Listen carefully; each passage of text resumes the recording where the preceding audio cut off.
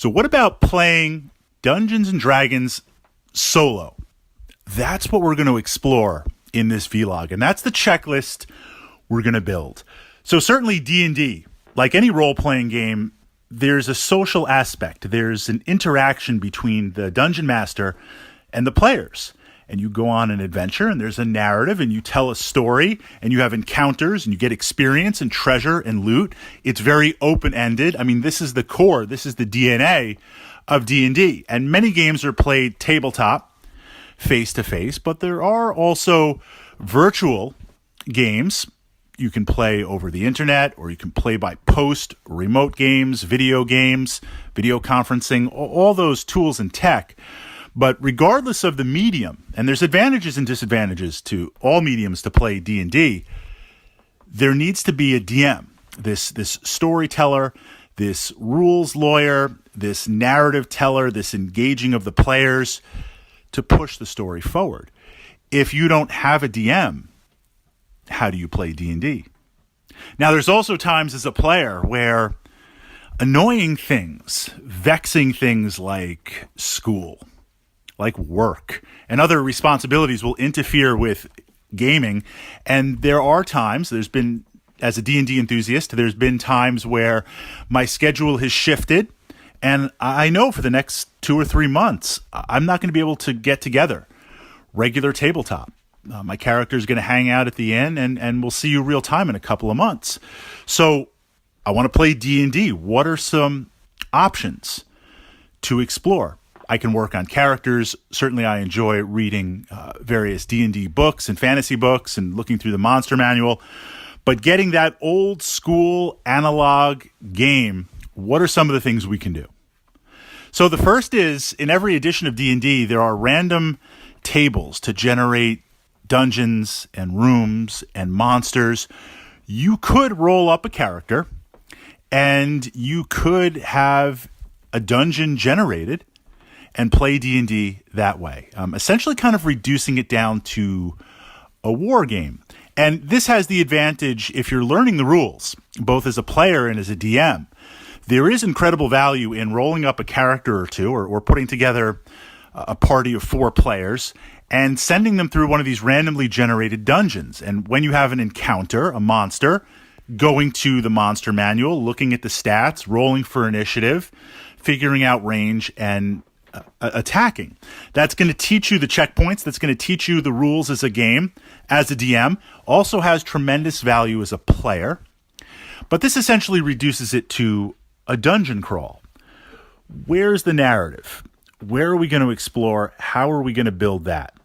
I want to share with you one of the tools that I use as a DM that can equally work as a player looking for a solo experience. So I purchased a D&D module, and a lot of the D&D adventures are really amazing now because the scope of them is massive. Curse of Strahd, in my opinion, is one of the pinnacle and best D&D adventures of all time, not just for the current edition of D&D, but all time. It's as close as to an open gaming world as you can get. It's really a fantastic piece of writing and tech. You get an adventure as a dungeon master, you read through it, you kind of figure out some of the points, you explore some of the options. You want to have that knowledge of the flow before you unleash it on the table.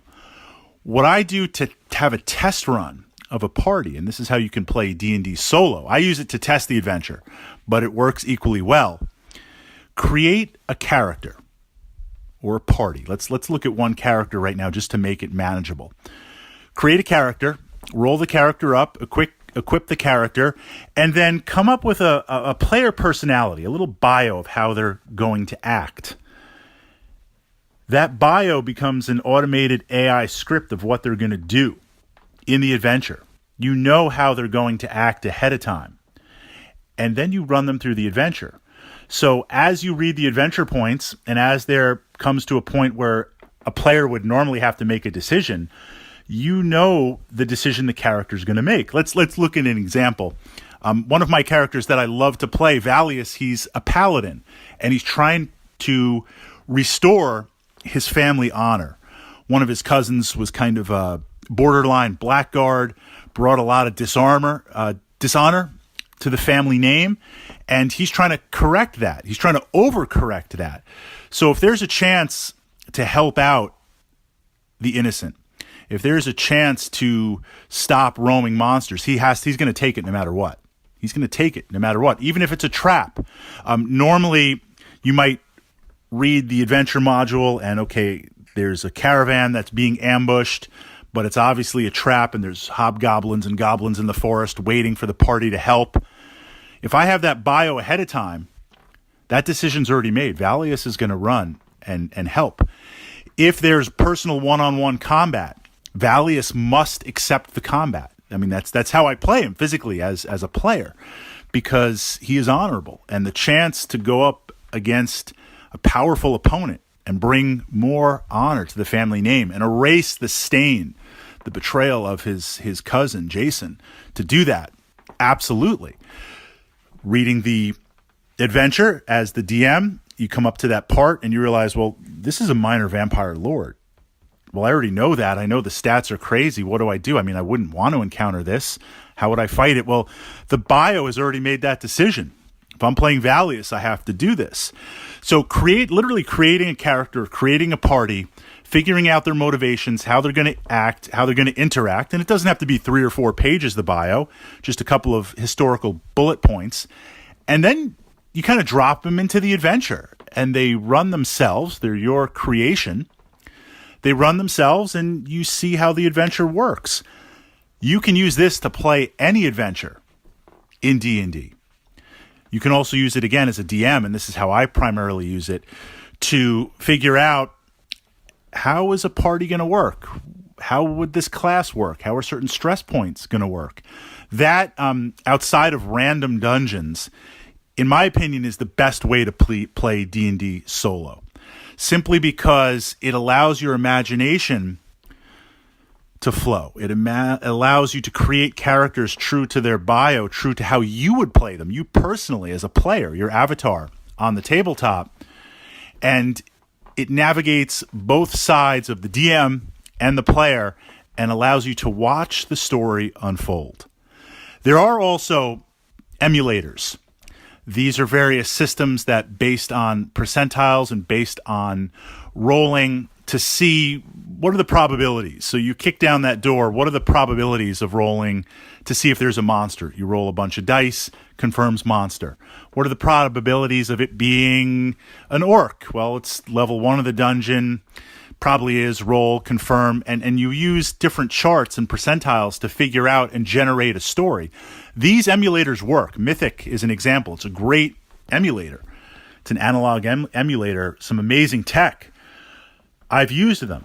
But the challenge I find with them, if we're looking at D&D from a solo perspective, is it breaks the immersion for a little bit. We looked at this in a previous vlog. D&D, you're sitting down to play. It pulls you into the world. There's a physical, real-time transition from you going as a player to your character in the game. And as a DM, as a dungeon master, we're trying to pull you into the game as quickly as we can. Anything that pulls you out of the game, you now have to reset. So we want to stay in that zone as best we can. The challenge with emulators to play solo, and they do work. Again, they do work.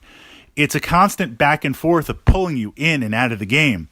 So you're immersed. You're playing your monk. You're on your final test, and you're just knocking down doors and knocking down monsters. You're hurt. You're getting to the end of the dungeon. You kick down that final door, your final test. What's there? What do you face? Okay, well, I'm playing an emulator. Now I got to spend 10 minutes calculating and figuring things out and populating. That pulls me out of the narrative. I kick down that door. I want to know right away. I want to know how that's going to happen right away. I want to be in the adventure. So having this second method of character bios and running that as an AI as you put it through the adventure, that's my preferred way because it keeps you immersed into the game as best that you can. So there are a lot of ways to explore D&D. And yes, the primary way is with a dungeon master at a table, playing with friends, creating memories, creating stories. But don't let that stop you from exploring or enjoying the D&D universe. And there are going to be times where there's a slight break, a slight pause, and then we're going to get back to regular gaming. This is a way to try out some characters. This is a way to play around with some ideas.